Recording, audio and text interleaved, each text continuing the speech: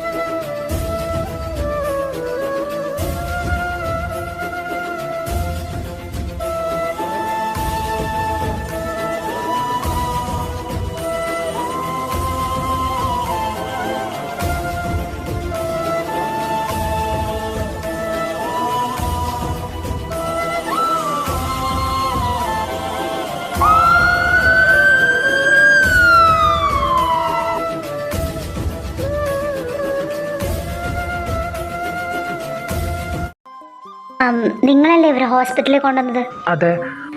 ഇവരുടെ വീട്ടുകാരൊന്ന് വിളിച്ച് അറിയിക്കേണ്ടതാണ്. Sure doctor. അവർക്ക് എന്തെങ്കിലും ഇപ്പൊ ഒന്നും പറയാനായിട്ടില്ല. They are in really danger condition. Okay doctor. Hey Chris മച്ചാ, പറയടാ. എടാ, അർജന്റായിട്ട് നീ ഹോസ്പിറ്റലിൽ വരെ ഒന്ന് വരണം. എന്തിന്? എടാ, അത് പിന്നെ നിന്റെ അച്ഛനും അമ്മയ്ക്കും പിന്നെ കൂടെ കുറച്ച് പേരും കൂടി ഉണ്ടായിരുന്നു. അവർക്കൊരു ആക്സിഡൻറ്റ്. വാട്ട്? ഏതോ ഹോസ്പിറ്റലാണ്? ഞങ്ങൾ ഇപ്പോൾ വരാം. എടാ, നമ്മുടെ ഇവിടുത്തെ പ്രൈവറ്റ് ഹോസ്പിറ്റലിൽ. ഓക്കെ, അങ്ങോട്ട് വാ. ആടാ, ഞാൻ ഇതിപ്പോൾ വരാം. നീ അവിടെ തന്നെ നിൽക്കണേ. ആടാ, ഞാൻ അവിടെ ഉണ്ടാവും.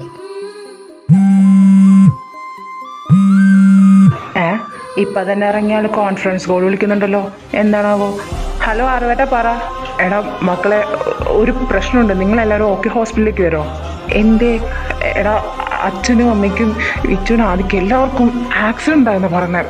വേം എല്ലാവരും. ഞങ്ങളിതാ വരുന്നു.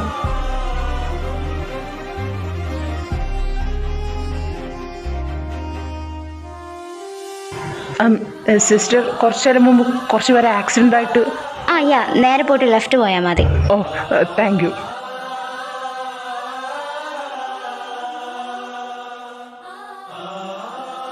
വേദമല്ല അത്. വേദ മോളെ. ദേവേട്ട മോളെ, അവർക്ക് ഇപ്പൊ എങ്ങനെയുണ്ട്? എന്തെങ്കിലും പറഞ്ഞോ? അത് പിന്നെ ദേവേട്ട. എന്താ മോളെ, തെളിച്ചു പറ. ഒന്നും ഒളിപ്പിച്ചേക്കരുത്. 6 പേർക്കും എന്തപ്പം സംഭവിച്ചത്? അത് പിന്നെ പ്ലീസ് ഡോക്ടർ, പ്ലീസ്. എൻ്റെ അച്ഛനമ്മ കയ്യിൽ കിടക്കുന്നുണ്ട്. നിങ്ങളൊന്ന് പറ. അത് ഞാൻ ഡോക്ടറിനോട് സംസാരിച്ചു. ഡോക്ടർ പറഞ്ഞു ഒരു ലോറി വന്ന് അവരടിച്ചതാ. ആൻഡ് അച്ഛന്മാരമ്മമാരും മരിച്ചു.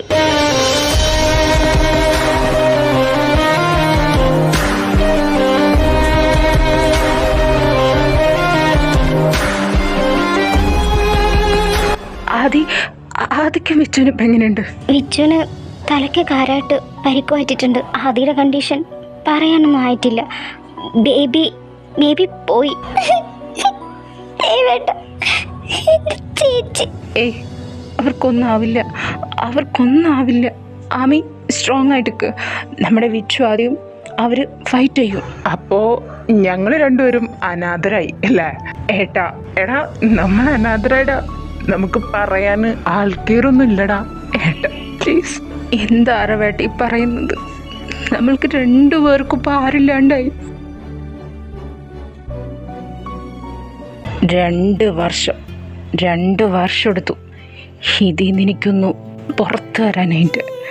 ജീവന് തുല്യം സ്നേഹിച്ച പെണ്ണ് ഇന്നോ നാളെയോ അച്ഛനെന്ന് വിളി കേൾക്കുന്ന കാത്തിരുന്ന കുഞ്ഞ്, എൻ്റെ അച്ഛൻ, എൻ്റെ അമ്മ, സ്വന്തം അച്ഛനും അമ്മ അല്ലെങ്കിലും അവരെ സ്ഥാനം കൊടുത്ത് കണ്ട മായാൻ്റെ കാർത്തികനങ്കൾ, ഇവരെല്ലാവരും ഒരൊറ്റ ദിവസം കൊണ്ടാണ് എനിക്ക് നഷ്ടമായത്.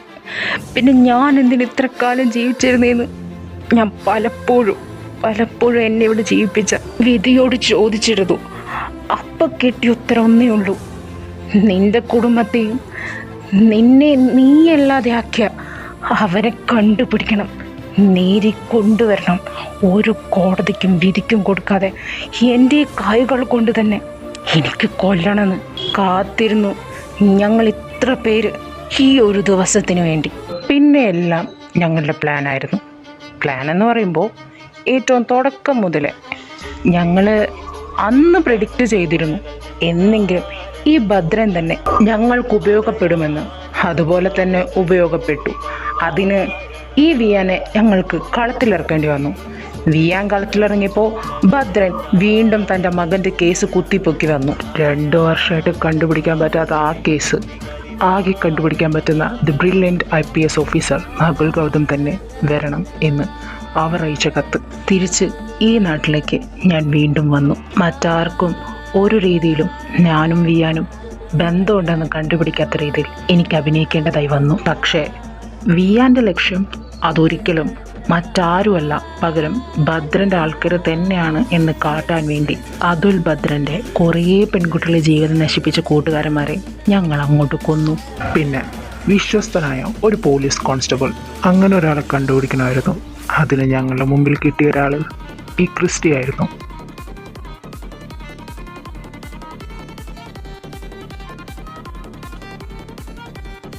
വാട്ട് ദെൻ സാർ, പിന്നെ എന്തിനാ ക്രിസ്റ്റിനെ ജയിലിൽ ഇട്ടേക്കുന്നേ? അതൊക്കെ ഞങ്ങളുടെ ഒരു കളിയല്ലേ. യഥാർത്ഥ കള്ളൻ ഇവിടെ നിന്ന് കഥ കേൾക്കുമല്ലേ, അല്ലേ മിഖായൽ? സാർ സാർ ഞാനൊന്നും ചെയ്തിട്ടില്ല. നായിൻ്റെ മോനെ,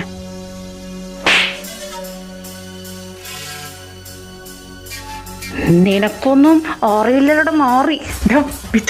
നിക്ക് വരട്ടെ പറയട്ടെ. എന്താ പറയാ ഇതിൽ കൂടുതൽ? ഇത്ര കാലം ഞാൻ ക്ഷമിച്ചിരുന്നു. ഈ 2 വർഷം ഇവന് ഞാൻ സമയം കൊടുത്തു. ഇനിയില്ല. അതത്രക്കൊള്ളാലിയ. പക്ഷേ ഇപ്പോൾ ഇവനെല്ലാം അറിയണം.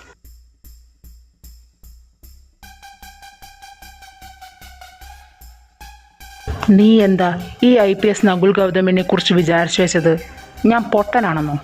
ഇവിടെ ജോയിൻ ചെയ്യാൻ വന്ന ദിവസത്തിന് മുന്നേ തന്നെ ഇവിടെ ആരൊക്കെയുണ്ട്, എന്തൊക്കെയുണ്ട്, അവരുടെ കുടുംബം, അവരുടെ നമ്പർ, അവരുടെ എല്ലാ ഡീറ്റെയിൽസും പഠിച്ചിട്ടാണ് ഈ നകുൽ ഇവിടെ കാല് വെച്ചത്. അങ്ങനെ ഇരിക്കുമ്പോൾ നിന്റെ ഡീറ്റെയിൽസും ഞാൻ അറിയില്ലെന്ന് കരുതിയോ? നിന്റെ ലക്ഷ്യം ഈ സ്റ്റേഷനിൽ കയറി പറ്റി എൻ്റെ കൂടെ ടീം വർക്ക് ചെയ്ത് ഒറ്റയ്ക്ക് വീക്കിയിട്ട് ഉണ്ടാക്കാനായിരുന്നില്ലേ? അതുകൊണ്ടാണ് കളി ഞങ്ങൾ മാറ്റി കളിച്ചത്. അവിടെ നിന്ന് ഞങ്ങളിരുവരും ശത്രുക്കളാണെന്ന് അറിഞ്ഞതുകൊണ്ട് മാക്സിമം നീ എൻ്റെ കൂടെ തന്നെ നിന്നു. നീ നിന്റെ സിംഗിൾ പ്ലേ നിർത്തി നീ എൻ്റെ വിശ്വസ്തത പിടിച്ചു പറ്റിപ്പിച്ചു എന്ന് പറയാം. ഒരിക്കൽ പോലും നിന്നൊറ്റയ്ക്ക് വിട്ടില്ല. ഭൂമിയോ ഞാനോ നിനക്കൊപ്പമുണ്ടായി.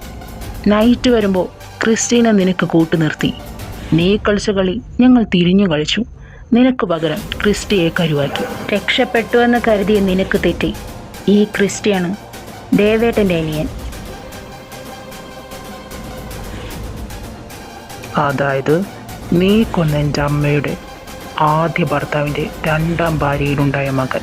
നമുക്ക് തമ്മിൽ ഒരു ചെറിയ കണക്ഷൻ ഉണ്ട് മിഖായൽ. എൻ്റെ അപ്പനെയും നീയാണ് കൊന്നത്. അന്ന് അയാളെ കൊല്ലുമ്പോൾ അയാൾക്കൊരു മകനുണ്ടെന്ന് നീ ഓർത്തില്ല. വേഷം മാറി വിയാൻ പറഞ്ഞിട്ടാണ് ഇവിടെ കോൺസ്റ്റബിളായി ഞാൻ ജോയിൻ ചെയ്തത്. Do you remember? അതുൽ ഭദ്രൻ്റെ 2 സുഹൃത്തുക്കളെ ഞാൻ കൊന്നപ്പോൾ നീയും ഭൂമിയാണ് കേസ് അന്വേഷിച്ചു പോയത്. അന്ന് ക്രിസ്റ്റിക്കും അഭയ്ക്കും ഞാൻ കേസ് മാറ്റിക്കൊടുത്തു. എന്നിട്ട് അഭയെ ഞങ്ങൾ വേറെ ജോബ് ഏൽപ്പിച്ചു. ഞാനും ക്രിസ്റ്റിയും ഡിസ്കഷൻ ചെയ്തു.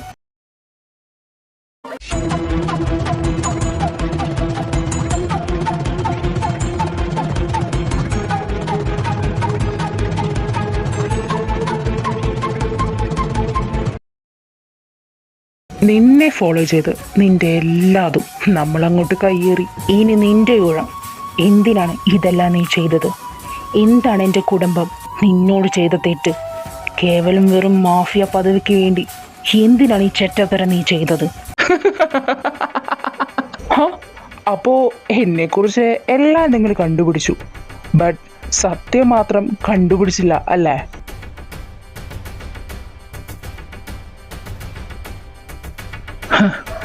കേവലൊരു പെണ്ണിന് വേണ്ടിയോ പണത്തിന് വേണ്ടിയോ പദവിക്ക് വേണ്ടിയോ ഈ ലൂസിഫർ മിഖായിൽ ഇറങ്ങുമെന്ന് കരുതിയോ? എന്നാൽ നിങ്ങൾക്ക് എല്ലാവർക്കും തെറ്റി. അത്രയും ചീപ്പായ ഒരു വില്ലനാവില്ല ഞാൻ. തുടക്കം മുതൽ അവസാനം വരെ ഇവിടെ പിടിച്ചു നിന്നത് ഈ വെറും നിസ്സാര കാര്യത്തിനാണെന്നോ? ഒരിക്കലുമല്ല. പണത്തിനും പദവിക്കും വേണ്ടിയായിരുന്നേ. എത്ര വഴികളുണ്ടായിരുന്നു എനിക്ക്. ഇവിടെ വന്നു നിന്ന് നിങ്ങളുടെ കാൽ കീഴിൽ നിൽക്കേണ്ട ആവശ്യമുണ്ടോ? പിന്നെ എന്തിനാണിതൊക്കെ? എനിക്കും ഉണ്ടായിരുന്നു നിങ്ങളെപ്പോലെ തന്നെ ഒരു കുടുംബം. സ്നേഹവും സമാധാനവും മാത്രം നിറഞ്ഞൊരു കുടുംബം. അച്ഛൻ, അമ്മ, ഞാൻ, മുത്തശ്ശൻ, മുത്തശ്ശി. എനിക്കന്ന് 14 വയസ്സേ ഉള്ളൂ.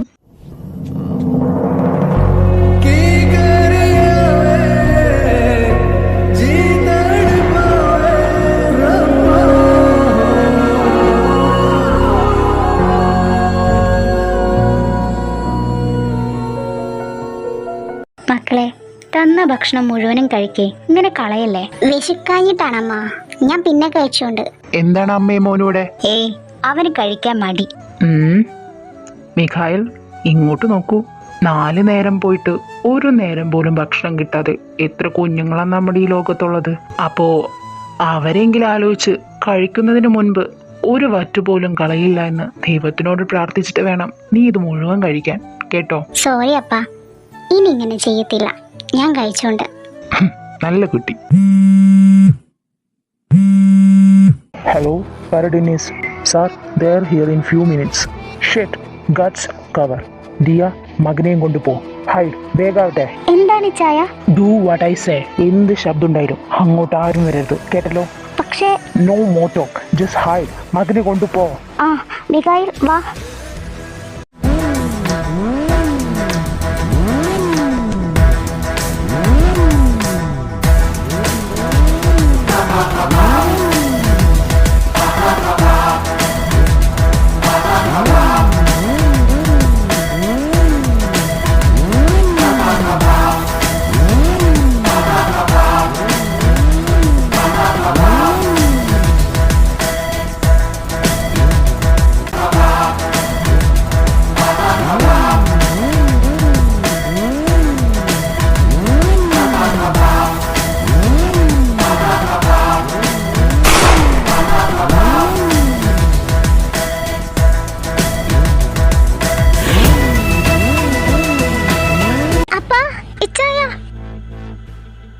അന്ന് ഞാൻ കണ്ടത് എൻ്റെ അച്ഛൻ്റെ ജീവനറ്റ ശരീരവും ഗണ്ണുമായി നിൽക്കുന്ന മാഫിയ കിങ് സറാം കശ്യപിനെയുമാണ്. അന്ന് 14 വയസ്സ് മാത്രം പ്രായമുള്ള ആ പയ്യന് തൻ്റെ അച്ഛനെ കൊന്നവൻ്റെ രോമത്തിൽ പോലും തൊടാൻ സാധിച്ചില്ല. പിന്നീട് പ്രതികാരം മാത്രമായിരുന്നു എന്നെ വളർത്തിയത്. എൻ്റെ അച്ഛനെ കൊന്നവൻ്റെ മരണം അതെൻ്റെ ഈ 2 കണ്ണിലൂടെ കാണണമായിരുന്നു. അയാളുടെ കുടുംബത്തെ മുഴുവനായി തീർക്കാൻ ഞാനും മാഫിയ ഗ്രൂപ്പിൽ ജോയിൻ ചെയ്തു. പക്ഷേ എല്ലായിടത്തും ഒരു കവചം പോലെ നീ വരും. അതുകൊണ്ട് പിന്നെ എനിക്ക് നിന്നെ ഒരിക്കലും വിശ്വസിക്കാൻ പറ്റില്ല. അതുകൊണ്ട് പിന്നെ നീ ഇനി എൻ്റെ അടുത്ത് വരരുത്, കേട്ടോ? നീ എന്തിനാണ് ഈ മാഫിയ ഗ്രൂപ്പിൽ ജോയിൻ ചെയ്തത്? നിന്നെ കൊല്ലാൻ. നീ എന്തിനാണ് ഈ മാഫിയ ഗ്രൂപ്പിൽ ജോയിൻ ചെയ്തത്? ഹലോ, പാരഡിനീസ് sir, they are here in few minutes. Shit, guts, cover. Dia, മകനെയും കൊണ്ടുപോ. എൻ്റെ ലക്ഷ്യം മുഴുവനും സറാങ് സ്നേഹിക്കുന്ന അയാളുടെ മക്കളുടെയും ഭാര്യയുടെയും നേരെയായി. Now it's done. അയാൾ എന്നേക്കുമായി ഈ ലോകം വിട്ടു. ഇപ്പോൾ നിങ്ങൾ രണ്ടുപേരും കൂടെയുണ്ട്. അപ്പോൾ നീ പറഞ്ഞു വരുന്നത് നിന്റെ അച്ഛൻ പുണ്യവാനായിരുന്നു എന്ന്? അത് എന്നാലല്ല. പ്രൂഫ് ഉണ്ടോ? ഉണ്ട്. ഫറൂഖ്, കൊണ്ടുപോവാ അവരെ. അമ്മ, മോനെ, ഞാനാ നോ ഇമോഷണൽ ടോക്ക്. സത്യം എന്താണെന്ന് നിങ്ങൾക്കറിയില്ലേ? പറഞ്ഞു കൊടുക്ക് വേഗം. അത് മോനെ, നീ ഇവിടെ ഇരിക്കെ, അമ്മ വരാട്ടോ. അമ്മ അമ്മ ഇപ്പൊ വരാം. Do you have anything to confess my one and only soulmate? അത് എന്ത്? പറമയിരേ. അത് പിന്നെ ക്ഷമിക്കണം നീ എന്നോട്. അപ്പോഴത്തെ ഒരവസ്ഥയിൽ 10 വർഷമായിട്ട് നിന്നെ ഞാൻ എൻ്റെ കൂടെ നിർത്തി എൻ്റെ നന്ദിയാണോടെ നായത്. അവള് നിനക്ക് പെങ്ങളാണെന്ന് കൂടെ നീ എന്നോട് പറയാറില്ലേ? എല്ലാം അറിഞ്ഞു വെച്ച് നീയും എടാ പറയടാ മാറി.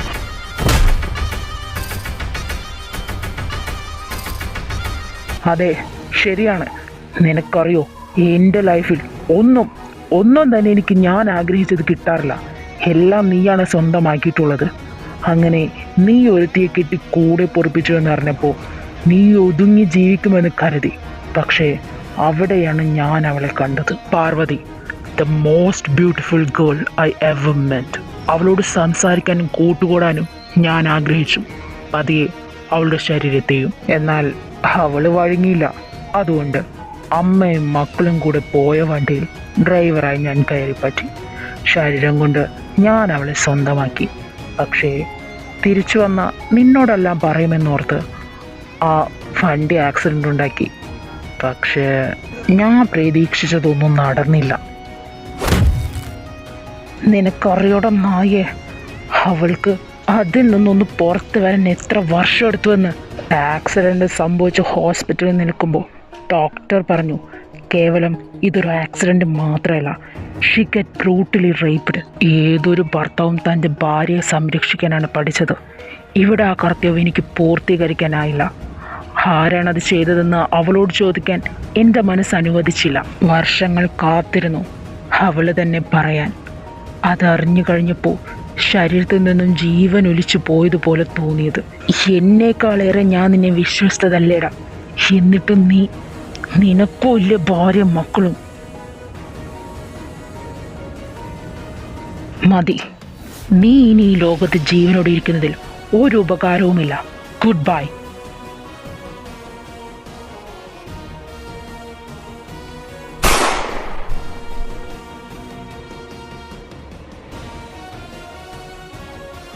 അമ്മ, ഇതാണ് മോനെ സത്യം. പക്ഷേ ഞാൻ കണ്ടത് വെടിവെക്കുന്നത് മാത്രമേ നീ കണ്ടിട്ടുള്ളൂ. അതിനു മുന്നുള്ളതൊന്നും നീ കണ്ടില്ല.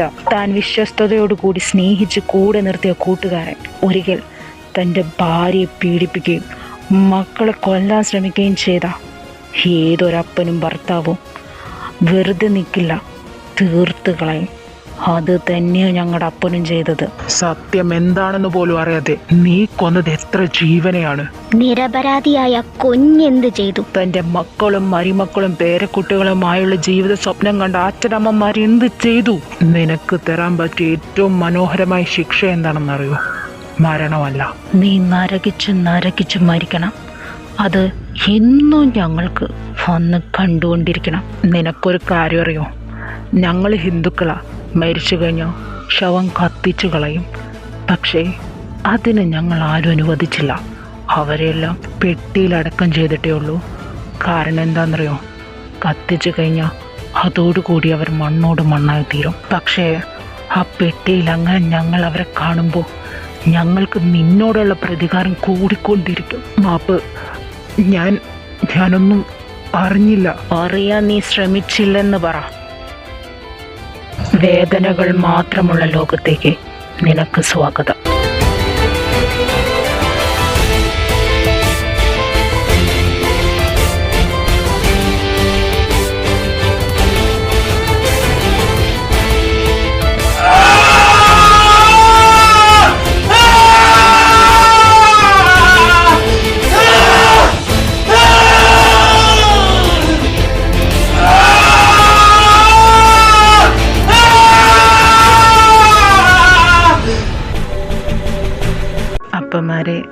അമ്മമാരെ, നിങ്ങൾക്ക് ഈ ലോകം വെടിയാൻ സമയമായി.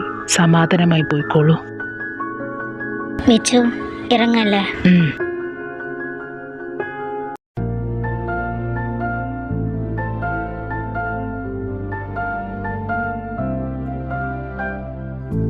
പിരിയുകിലുമെവിടെയോ തുണയരുളിയുണ്ടവൾ, മുറിവുകളിൽ എന്നെ തലോടുവാൻ. അനുദിനവും അവളിലെ സ്വരമധുരമോർമ്മയാ, തളരുമൊരു നേരം ചൂടി ഞാൻ. ഒഴിയുമൊരു താരമായെന്നിൽ വന്നു നീ, പതിയെ തഴുകാൻ മറന്നു ഞാൻ. അകലെയൊരു കോണിൽ നീ നേരെയൊരുകുമ്പോ. വാവേ, അവൾക്കിപ്പോൾ എങ്ങനെയുണ്ട്? ഏട്ടാ, എനിക്ക് ചെയ്യാൻ പറ്റുന്നതെല്ലാം ഞാൻ ചെയ്തു. പക്ഷേ ഈ കോമോ സ്റ്റേജിൽ നിന്നും ചേച്ചിക്കൊരു മോചനം ഉണ്ടായിട്ടില്ല. ഒരു വിരലെങ്കിലും എനിക്കിരുന്നെങ്കിൽ ഹോപ്പ് എന്നതിന് അർത്ഥമെങ്കിലും ഉണ്ടാവും. പക്ഷേ മനസ്സിലായി. അല്ല ഏട്ടാ, ഹെഡ് സർജറി അത് നമുക്ക് നടത്തണ്ടേ? നടത്തണം. എന്നാൽ അതിന്റെ പ്രിപ്പറേഷൻസ് ഒക്കെ ഞാൻ സ്റ്റാർട്ട് ചെയ്യട്ടെ? ശരി ഏട്ടാ. പിന്നെ വാവേ, ആ കുറച്ചു നേരം എനിക്ക് അവൾക്ക് മാത്രമായി തരാം. ആ ഏട്ടാ. ആദി, എത്ര നാളായി പെണ്ണെ നീ ഈ കിടപ്പ് കിടക്കാൻ തുടങ്ങിയിട്ട്? വേണ്ടേ നിനക്കെന്നെ? ഒന്ന് തിരിച്ചു വന്നൂടെ? വിച്ചുവേട്ടാന്ന് വാത്തോരാതൊന്ന് വിളിച്ചൂടെ? ഒത്തിരി മിസ് ചെയ്യുന്നു നിന്നെ. ഇപ്പോൾ എനിക്ക് ആരുമില്ലടി, എല്ലാവർക്കും കുടുംബങ്ങളായി. നീ ഇങ്ങനെ കിടന്നോ കേട്ടോ. ഇപ്പോൾ എത്ര തവണ നിൻ്റെ വാക്കുകൾ എന്നെ സമാധാനിപ്പിച്ച് കാണും. വല്ലാണ്ടങ്ങൊരു ശൂന്യതയാണ് പെണ്ണെ. ഞാനും ഇവിടെ കിടക്കുക. I miss your smell. പക്ഷേ ഇപ്പോൾ ഇവിടെ എല്ലാം ഒരു തരം മരുന്നിൻ്റെ ഗന്ധം മാത്രമേ ഉള്ളൂ.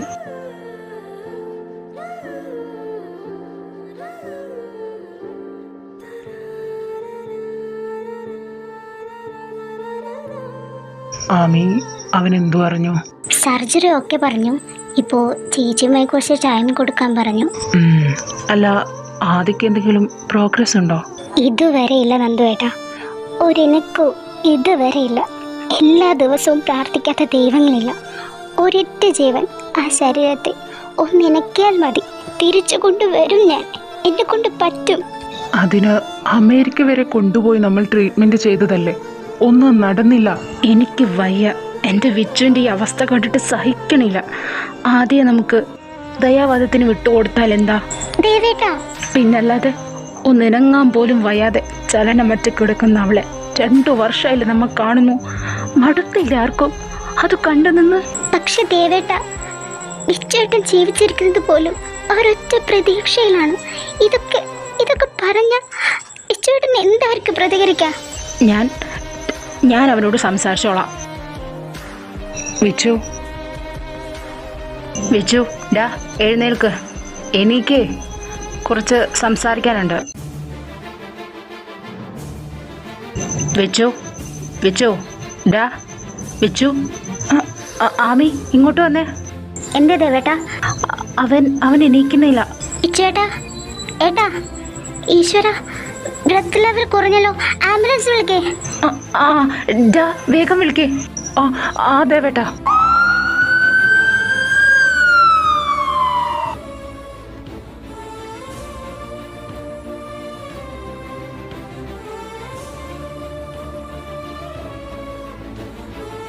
ഡോക്ടർ, ഗൈസ്, ഇന്ന് തന്നെ സർജറി നടത്തണം. 50-50 ചാൻസസ് തന്നെയാണ് ഇപ്പോഴും. കുറച്ചുകൂടെ ടൈം എടുത്താൽ വിയാനെ നഷ്ടപ്പെടാം. ഈശ്വര, എന്തിനെത്രയും പരീക്ഷണങ്ങൾ. ഡോക്ടർ, സർജറി നടത്തൂ. ഹലോ നകുൽ, ആദ്യച്ചിക്ക് ബ്രീത്തിങ് ഇഷ്യൂസ് വന്നു. ഞങ്ങൾ ഹോസ്പിറ്റലിലേക്ക് വന്നുകൊണ്ടിരിക്കുക. ജുവാന, ദേവേട്ട, ആദിക്ക് ബ്രീത്തിങ് ഇഷ്യൂ വരുന്നുണ്ട്.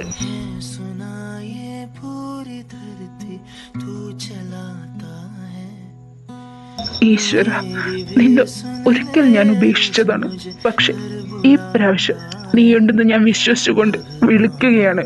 പ്ലീസ് എൻ്റെ അനിയനെ അനിയത്തി നീ കാത്തോണം. എനിക്ക് സ്വന്തം എന്ന് പറയാൻ അവർ മാത്രമേ ഉള്ളൂ.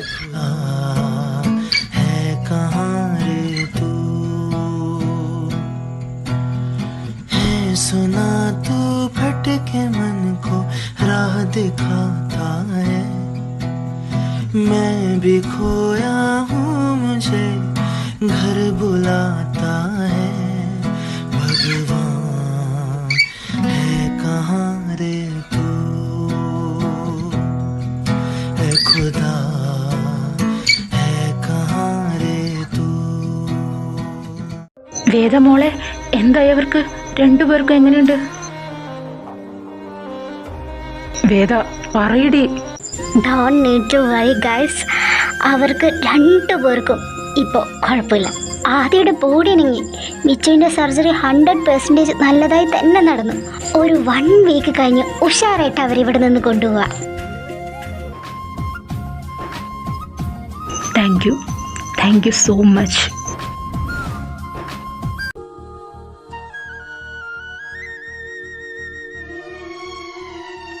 അപ്പോൾ ഇത്രയൊക്കെ സംഭവിച്ചു അല്ലേ? അതെ.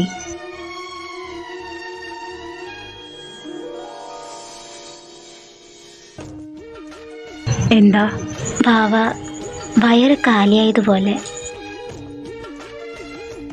I am sorry baby. നിന്നെയും നമ്മുടെ കുഞ്ഞിനെയും എനിക്ക് സംരക്ഷിക്കാൻ കഴിഞ്ഞില്ല. ഐഷ്, ഇറ്റ്സ് ഓക്കെ കെട്ടിയോനെ. ഈ 2 വർഷം നിങ്ങൾ അനുഭവിച്ചത് എന്താണെന്ന് എനിക്കറിയാലോ. Let's start our new life again from the start. അന്ന് അയ്യോളോട് പറഞ്ഞതുപോലെ അവൻ്റേത് മാത്രമായി എനിക്ക് ജീവിക്കണം, നിങ്ങളുടെ മാത്രമായിട്ട് ജീവിക്കണം.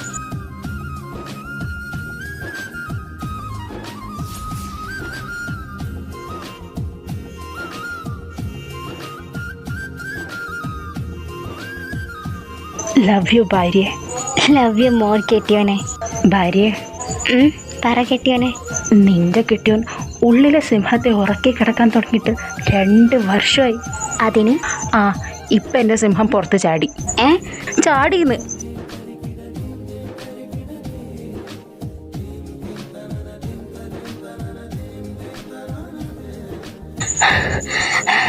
വിജയേട്ടാ, കുറച്ച് ശ്വാസം എടുക്കട്ടെ, എന്നിട്ട് ബാക്കി. Okay take your breath, then we will start. ഈ മനുഷ്യനെ കൊണ്ട് തോറ്റ്.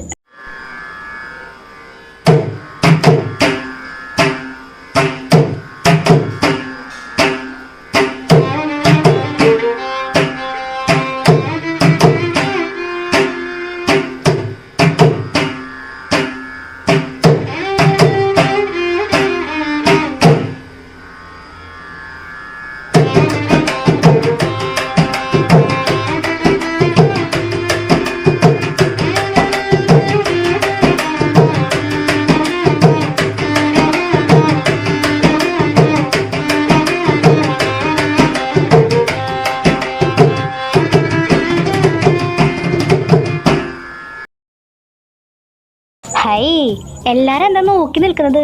പോയി ഉടുപ്പിട്ടെ, കല്യാണം കൂടണ്ടേ? വാ, ഓടി വാ. ഫുഡ് ഏരിയ ഇപ്പൊ തുറക്കില്ല, ഇപ്പോഴേ പറഞ്ഞേക്കാം.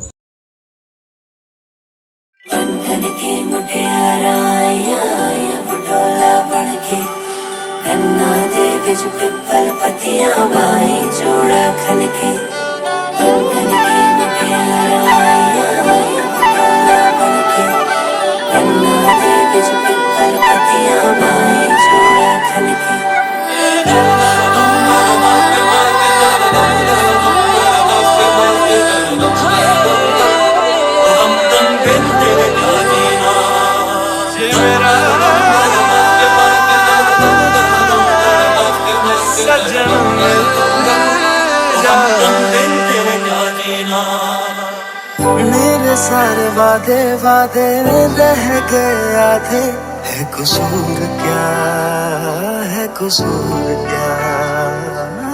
सवेरों का मेरे तू सूरज लागे, तू मेरा कोई ना होके भी कुछ लागे. तू यार मेरा मुझको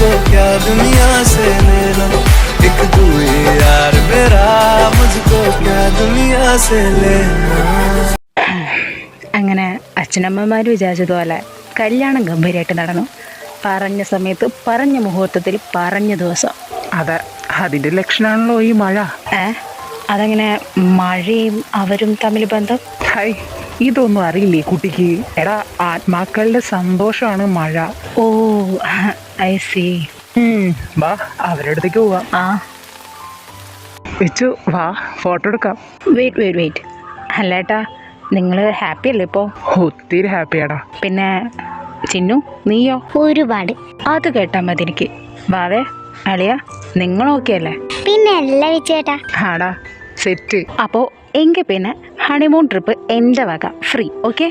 സെറ്റ്. ഇപ്പോഴാണ് നീ എൻ്റെ ശരിക്കുള്ള അനിയനായത്. ഐ ശരി.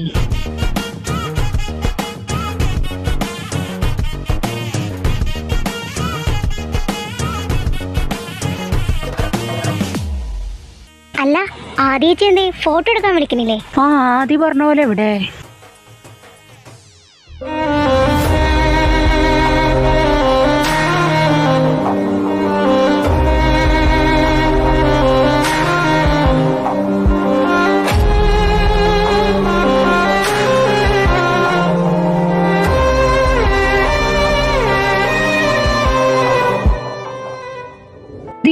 നീ ഒന്ന് എഴുന്നേറ്റ് ആദി. ഈശ്വര, എല്ലാം കഴിഞ്ഞത് സമാധാനമായിട്ട് വരായിരുന്നു. ഇതെന്താണോ അടുത്ത പ്രശ്നം? ആദി കണ്ണു തുറക്കാതി. ആമി, നീ ഒന്ന് നോക്കവളെ. ആ ഏട്ടാ, ഏട്ടനൊന്ന് റിലാക്സ് ആവും, ഞാൻ നോക്കട്ടെ.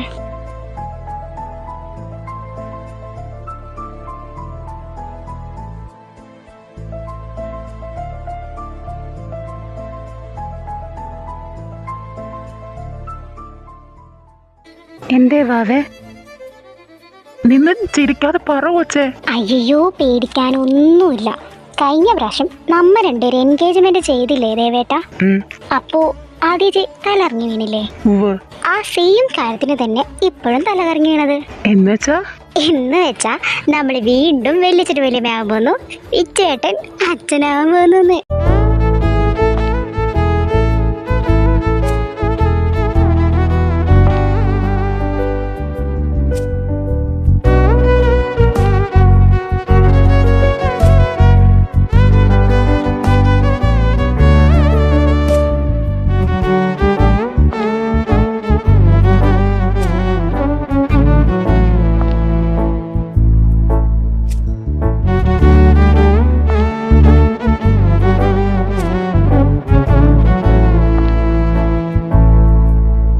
പിന്നെ എന്തായാലും നമ്മുടെ ഈ കുഞ്ഞുമാവയുടെ ഈ പ്രസൻസിൽ തന്നെ നമുക്കൊരു ഫാമിലി ഫോട്ടോ എടുക്കാം.